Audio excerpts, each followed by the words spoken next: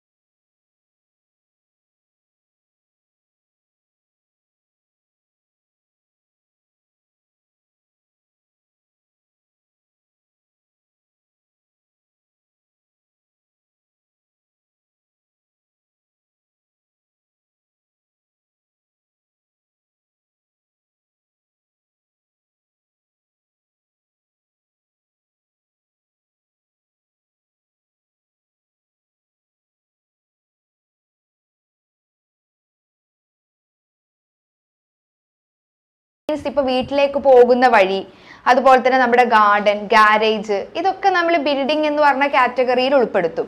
Then അതുപോലെ തന്നെ ഈ വേക്കന്റ് ലാൻഡ് ഉണ്ടല്ലോ, അതായത് ഇപ്പോൾ ലാൻഡിൽ കെട്ടിടമില്ല, ദാറ്റ് മീൻസ് ബിൽഡിംഗ് ഇല്ല. അപ്പൊ അങ്ങനെയുള്ള വാക്കന്റ് ലാൻഡിൽ നിന്ന് നമുക്കിപ്പോൾ ഇൻകം കിട്ടുകയാണെന്നുണ്ടെങ്കിൽ അത് നമ്മൾ ഇൻകം ഫ്രം ഹൗസ് പ്രോപ്പർട്ടി ആയിട്ട് കണക്കാക്കൂല. അപ്പോൾ ഒരു ഇൻകം ഫ്രം ഹൗസ് പ്രോപ്പർട്ടി ആയിട്ട് നമ്മളൊരു ഇൻകത്തിന്റെ മുകളിൽ ടാക്സ് കൊടുക്കണം എന്നുണ്ടെങ്കിൽ അതിൽ ഒന്നാമത്തെ കണ്ടീഷൻ ആണ് എന്ത്, ഇതുപോലെ ബിൽഡിംഗ് ഓർ ലാൻഡ് അപ്പാർട്ട്മെന്റ്. അപ്പൊ അതിവിടെ ചുറ്റുമതിലുണ്ടെങ്കിലും അതെങ്കിൽ നമ്മളൊരു സ്റ്റേഡിയത്തിൽ നിന്ന് നമുക്ക് ഇൻകം കിട്ടുമല്ലോ, അത് നമ്മൾ ഇൻകം ഫ്രം ഹൗസ് പ്രോപ്പർട്ടിയിൽ ഉൾപ്പെടുത്താൻ പറ്റും. അതായത് റൂഫ് ഇല്ല എന്നുണ്ടെങ്കിലും അതിനെ നമ്മൾ ഹൗസ് പ്രോപ്പർട്ടി ആയിട്ട് കണക്കിലെടുക്കാം, അതായത് ബിൽഡിംഗ് അല്ലെ. ദെൻ അതുപോലെ തന്നെ വീട്ടിലേക്കുള്ള വഴി, ഇതൊക്കെ നമ്മൾ എന്ത് ചെയ്യും, ഇൻകം ഫ്രം ഹൗസ് പ്രോപ്പർട്ടിയുടെ അണ്ടറിൽ ഉൾപ്പെടുത്തുന്നതാണ്. അതുപോലെ തന്നെ ഇതിൽ കുറച്ച് എക്സെപ്ഷൻസ് ഉണ്ട് അല്ലെ. താഴെ പറയുന്ന ഹൗസ് പ്രോപ്പർട്ടി ഇൻകം നമ്മൾ എന്തായി കണക്കാക്കില്ല, ഹൗസ് പ്രോപ്പർട്ടി ഇൻകം ആയിട്ട് കണക്കാക്കൂല. അതായത്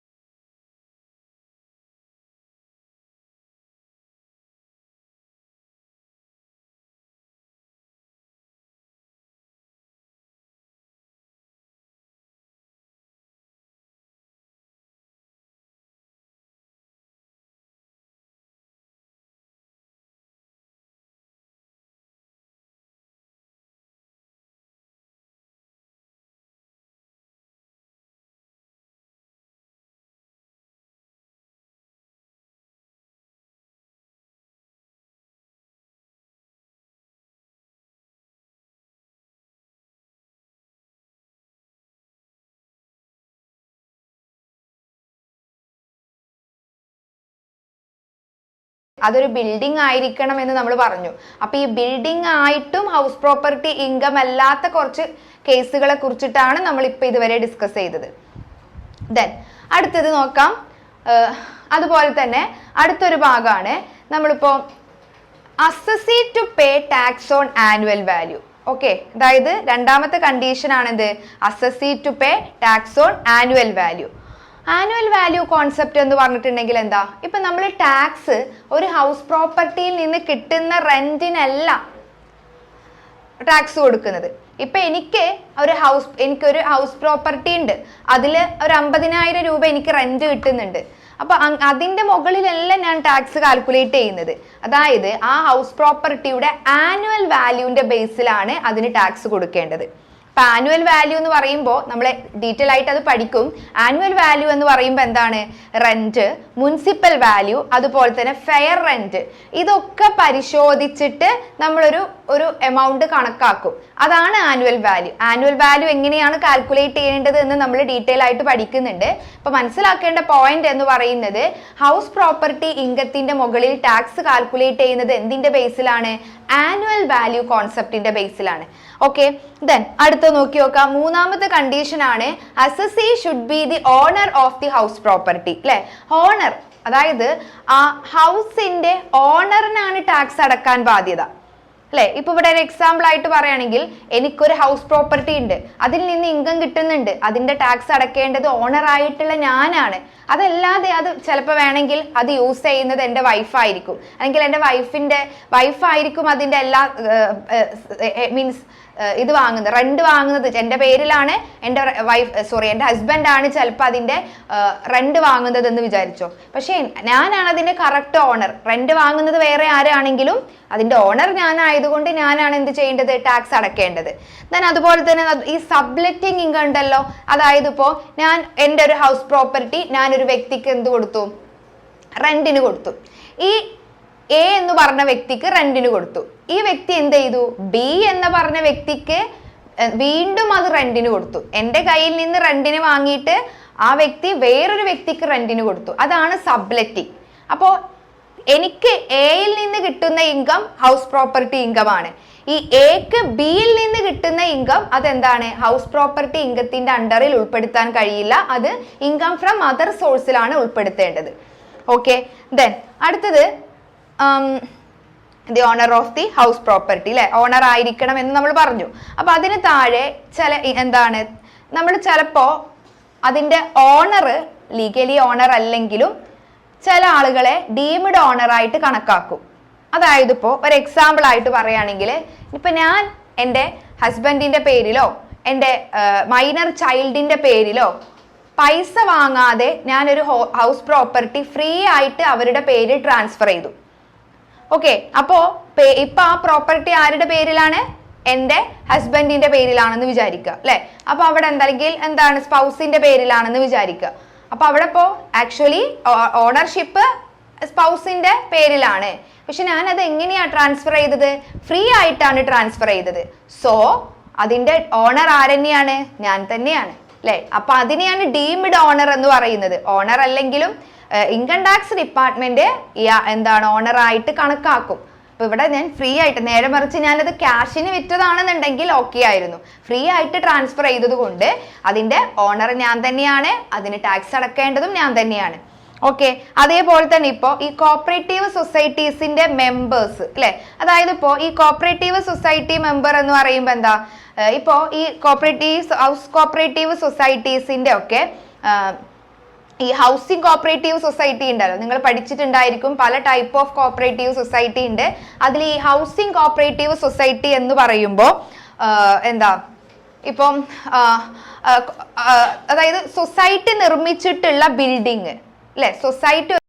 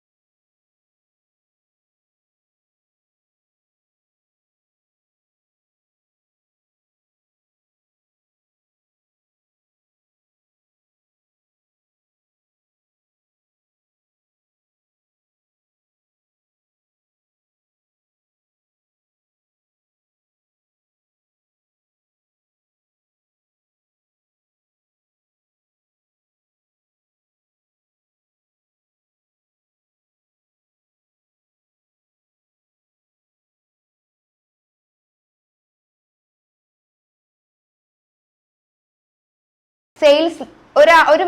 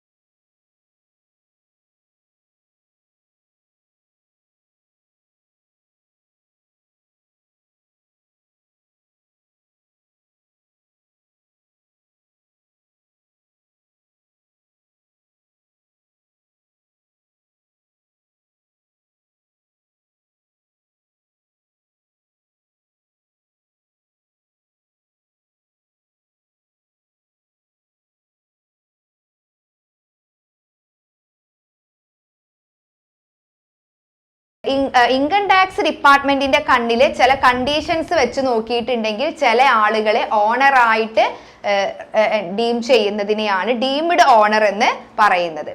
ഓക്കെ, ദെൻ അപ്പൊ ഇത്രയും പോയിന്റുകളാണ് ഇതിലുള്ളത്. അതുപോലെ തന്നെ എന്താണ്, the house property should not be used for assessee business or profession.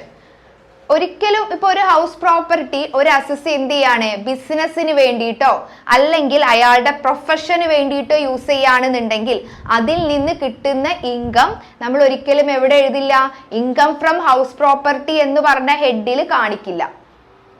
Okay, അപ്പൊ ഇത്രയും കണ്ടീഷൻസ് പാലിച്ചാലാണ് ഇൻകം ഫ്രം ഹൗസ് പ്രോപ്പർട്ടി എന്ന് പറഞ്ഞിട്ടുള്ള ഹെഡിന്റെ അണ്ടറിൽ നമ്മൾ ഒരു ഇൻകം കൊടുക്കേണ്ടത് അല്ലെ. ഒരു വ്യക്തിക്ക് 5 സോഴ്സുകളിൽ നിന്നായിട്ടാണ് ഇൻകം കിട്ടുന്നത് എന്ന് നമ്മൾ പഠിച്ചു. ഓക്കെ, അതായത് ഇൻകം ഫ്രം സാലറി, അതുപോലെ തന്നെ income from house property, income from business, income from other source, income from capital gain. അപ്പൊ ഇൻകം ഫ്രം സാലറിയിൽ ഉൾപ്പെടുത്തേണ്ട കാര്യങ്ങളെ കുറിച്ച് നമ്മൾ പഠിച്ചിട്ടുണ്ടായിരുന്നു. ഇപ്പൊ ഇൻകം ഫ്രം ഹൗസ് പ്രോപ്പർട്ടിയിൽ ഒരു ഇൻകത്തിനെ ഉൾപ്പെടുത്തണം എന്നുണ്ടെങ്കിൽ ഈ കണ്ടീഷൻസ് പാലിക്കണം.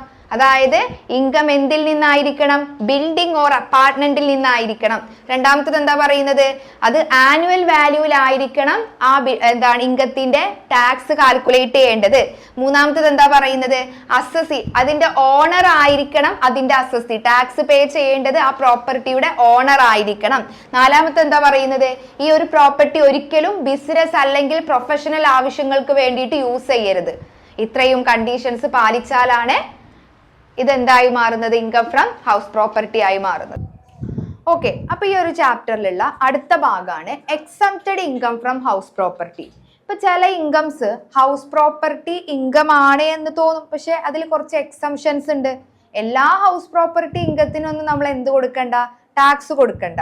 അതിൽ ഒഴിവാക്കി അല്ലെങ്കിൽ ടാക്സിൽ നിന്ന് ഒഴിവാക്കപ്പെട്ട കുറച്ച് എക്സംഷൻ ആയിട്ടുള്ള കുറച്ച് ഇൻകംസുകൾ ഉണ്ട്. ഏതൊക്കെയാണത്?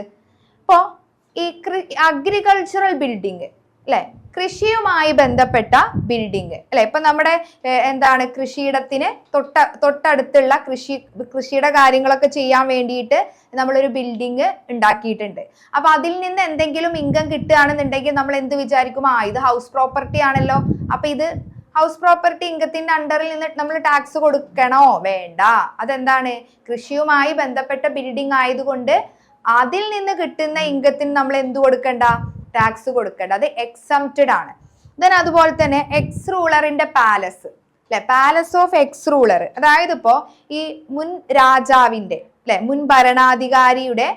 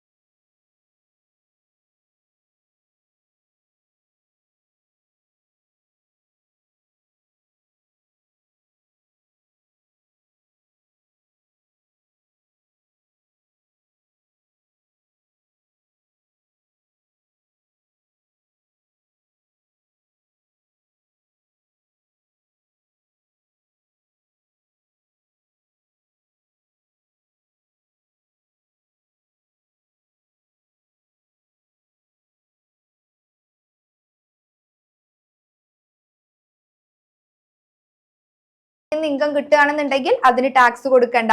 ദെൻ അതുപോലെ തന്നെ പൊളിറ്റിക്കൽ പാർട്ടിയുടെ ഇത് അല്ലെ, പൊളിറ്റിക്കൽ പാർട്ടിയുടെ പ്രോപ്പർട്ടി അല്ലെ, ഇപ്പൊ രാഷ്ട്രീയ പാർട്ടികൾക്കൊക്കെ എന്തെങ്കിലും പ്രോപ്പർട്ടികൾ ഉണ്ടെന്നുണ്ടെങ്കിൽ അതിന് ടാക്സ് കൊടുക്കണ്ട.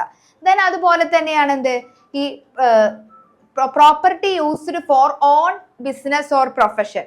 നമ്മുടെ ബിസിനസ്സിന് വേണ്ടിയിട്ടോ നമ്മുടെ പ്രൊഫഷന് വേണ്ടിയിട്ടോ ഞാനൊരു ഹൗസ് പ്രോപ്പർട്ടി യൂസ് ചെയ്യുകയാണെന്നുണ്ടെങ്കിൽ അതിൽ നിന്ന് കിട്ടുന്ന ഇൻകം എന്തിന്റെ അണ്ടറിൽ ടാക്സ് കൊടുക്കണ്ട, ഇൻകം ഫ്രം ഹൗസ് പ്രോപ്പർട്ടിയുടെ അണ്ടറിൽ ടാക്സ് കൊടുക്കണ്ട. അത് ഇൻകം ഫ്രം ബിസിനസിന്റെ അണ്ടറിലാണ് നമ്മൾ ടാക്സ് കൊടുക്കേണ്ടത്.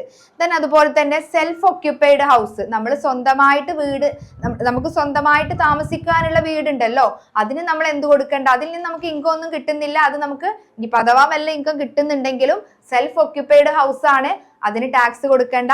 ഹൗസ് പ്രോപ്പർട്ടിയിൽ നിന്ന് എക്സംപ്റ്റഡ് ആയിട്ടുള്ള ഒരു പോർഷൻ ആണത്. ഓക്കെ ഇനി ഈ ഹൗസ് പ്രോപ്പർട്ടിയുമായി ബന്ധപ്പെട്ട കുറച്ച് ഇമ്പോർട്ടന്റ് പോയിന്റ്സുകളാണ്.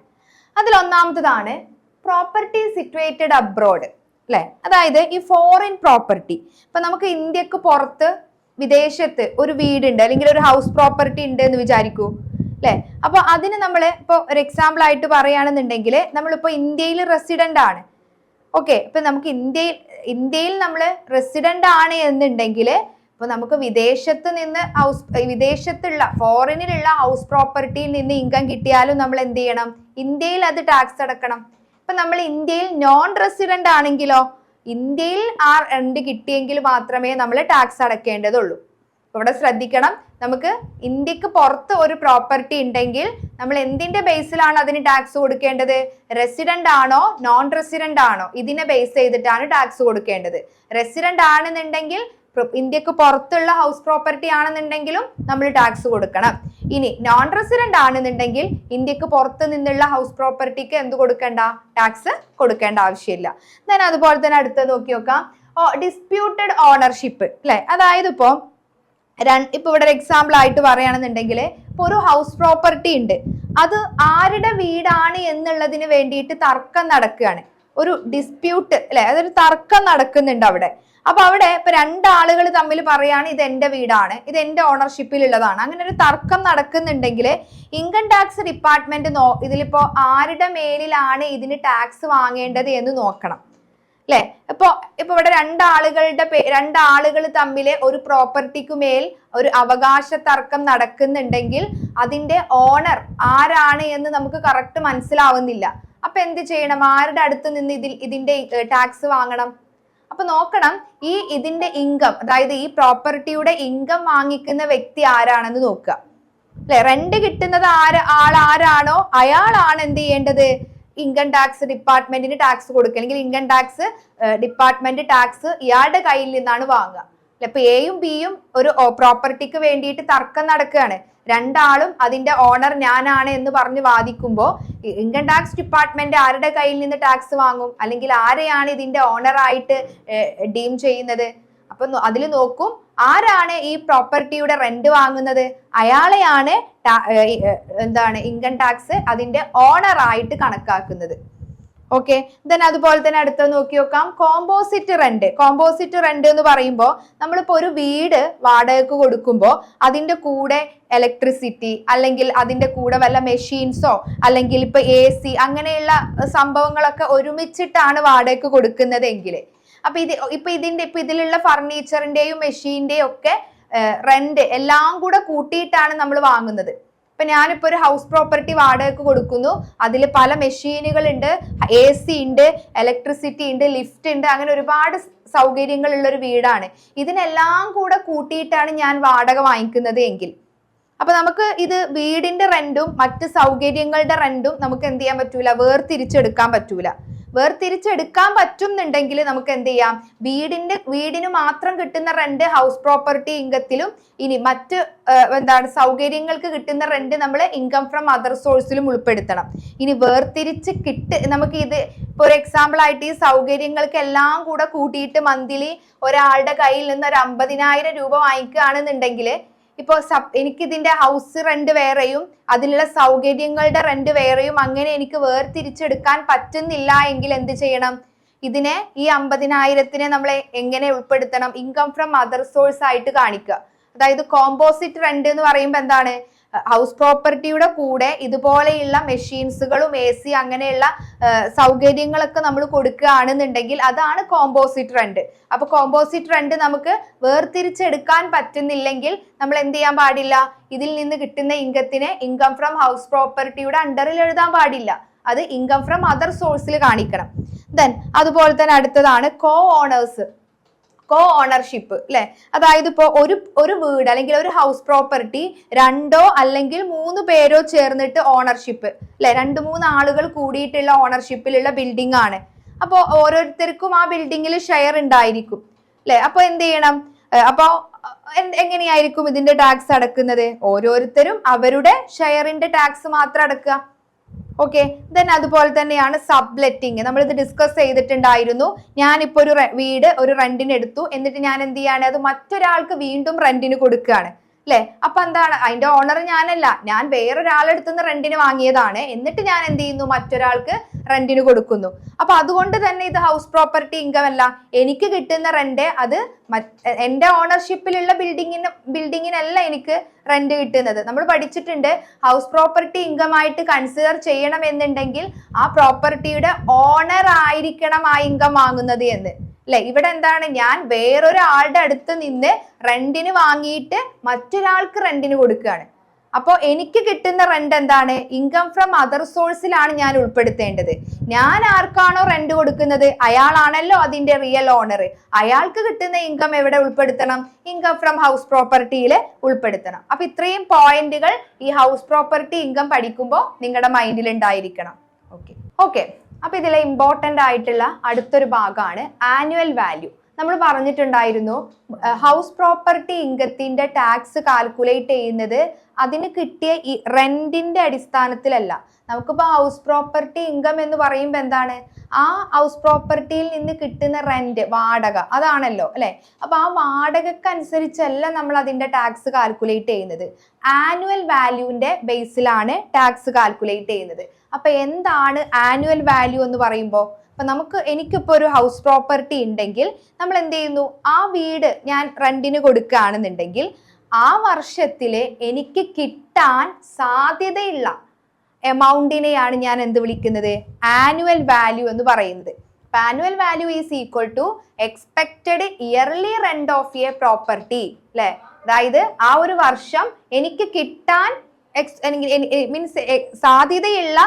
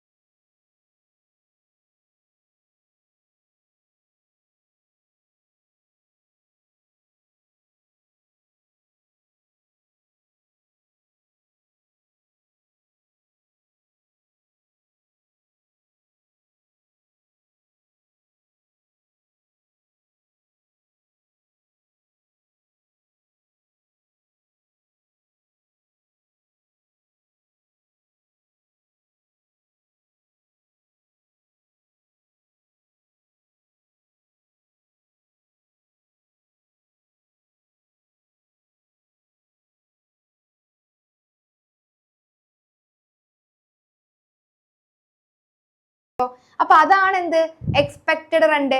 മാസം 10,000 ആണ്. അപ്പൊ ആ വർഷത്തെ എക്സ്പെക്റ്റഡ് റെന്റ് എങ്ങനെ കാണൂ, 10,000 into 12, 1,20,000 അല്ലെ.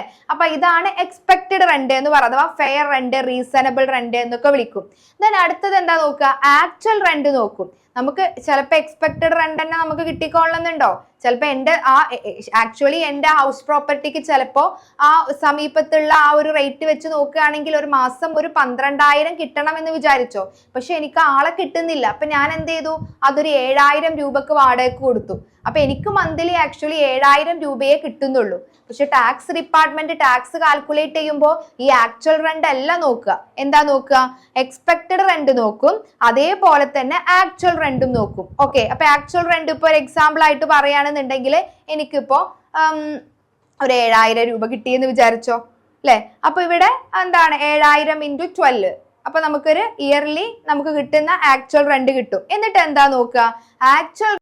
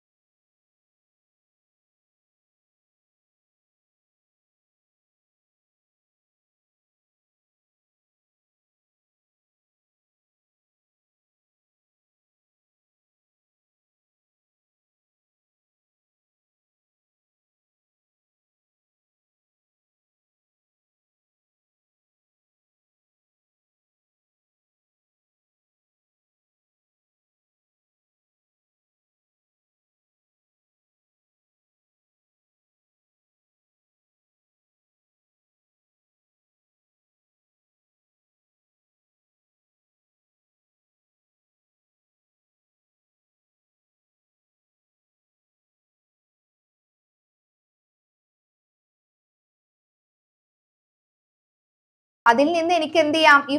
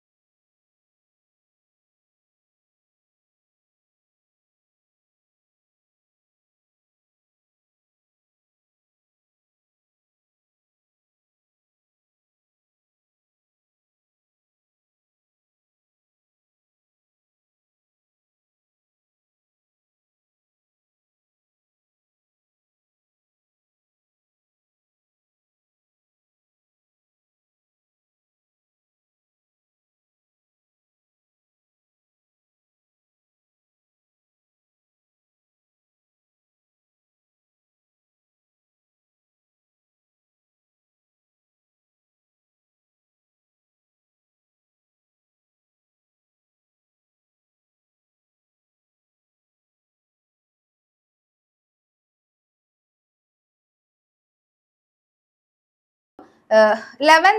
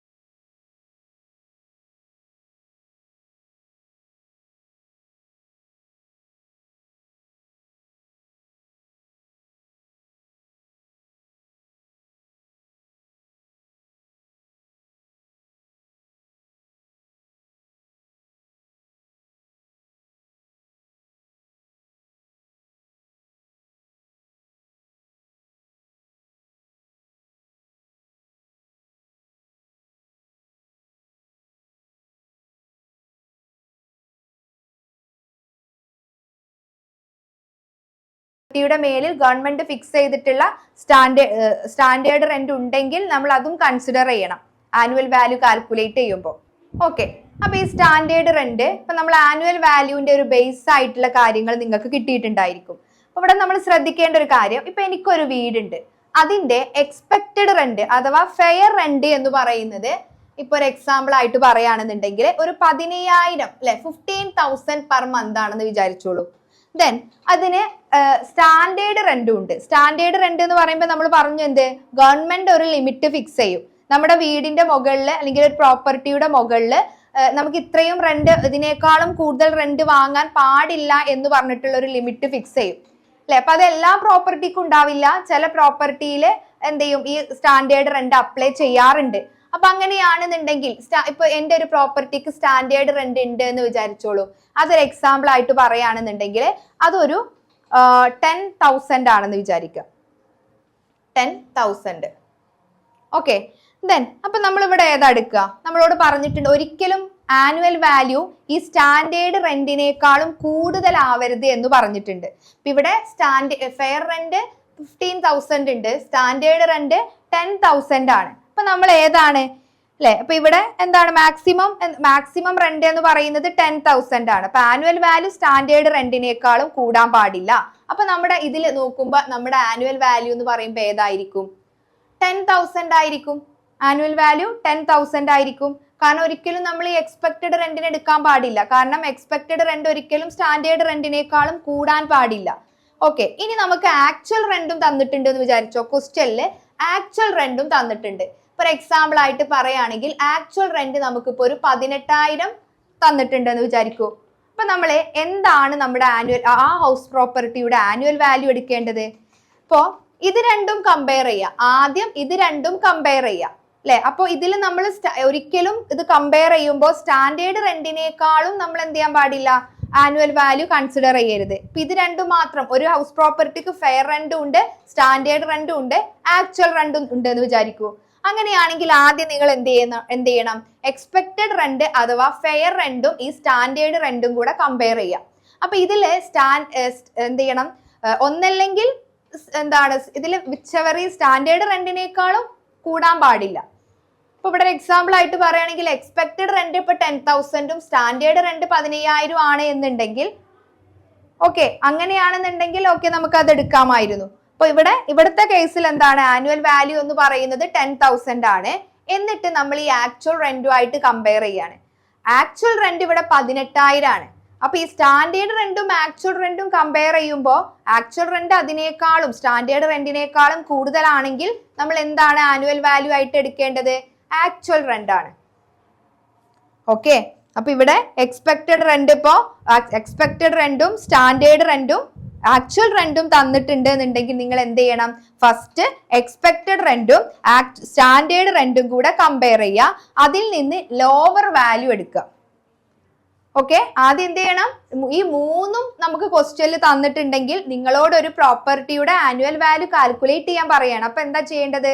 ഈ 3 റെന്റും നിങ്ങൾ എഴുതി നോക്കുക. ആദ്യം നിങ്ങൾ ഫെയർ റെന്റും